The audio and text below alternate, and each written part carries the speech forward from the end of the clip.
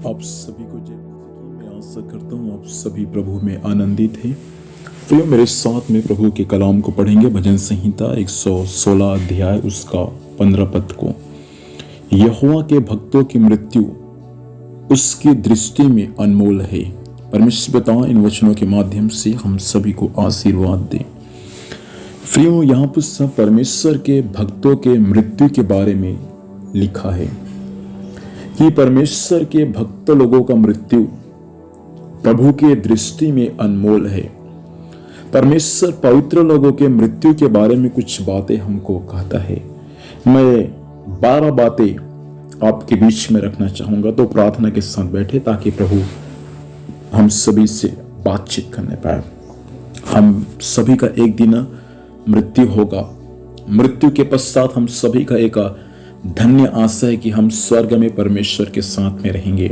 लेकिन इस पृथ्वी पर आपको मृत्यु के बाद का जीवन और परमेश्वर अपने लोगों के मृत्यु को क्या कहता है, इन बातों को मैं आपके बीच में रखना चाहूंगा। पहली बात है, यहोवा के लिए परमेश्वर के भक्तों की मृत्यु बहुमूल्य है। भजन संहिता 116 का 15। दूसरा, परमेश्वर के पवित्र लोगों की मृत्यु दूसरा विश्राम है।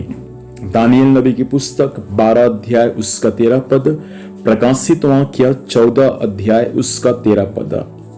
तीसरा, एक नींद है। पवित्र लोगों की मृत्यु प्रभु की दृष्टि में एक नींद है। नींद का मतलब होता है सुबह फिर से वे उठेंगे। यूहन्ना की सुसमाचार 11 अध्याय उसका 11 पद। चौथी बातें, लाभ है। पवित्र लोगों की मृत्यु प्रभु की दृष्टि में लाभ है। फिलिपियों 1 अध्याय उसका 23 पद में 1 अध्याय उसका 21 पद में ये बातें लिखा है। पांचवी बातें, पवित्र लोगों की मृत्यु प्रभु के दृष्टि में धन्य है। प्रकाशित वाक्य 14 अध्याय उसका 13 पद। छठवीं बातें, पवित्र लोगों की मृत्यु प्रभु के दृष्टि में सर्वश्रेष्ठ है। फिलिपियों 1 अध्याय उसका 13 पद। सातवीं बातें, पवित्र लोगों की मृत्यु अर्थात उनकी आत्मा प्रभु के पास जाती है। प्रेरितों का काम 7 अध्याय उसका 59 पद 59। आठवीं बातें, पवित्र लोगों की मृत्यु प्रभु की दृष्टि में आशा से भरी हुई है। नीति वचन 14 अध्याय उसका 42 पद।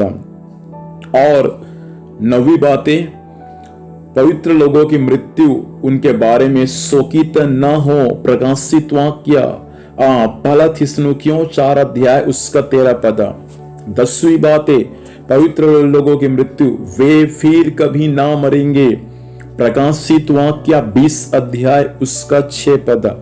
11वीं बातें, प्रतिफल पाने के लिए जी उठेंगे। पवित्र लोगों की मृत्यु प्रतिफल पाने को जी उठेंगे।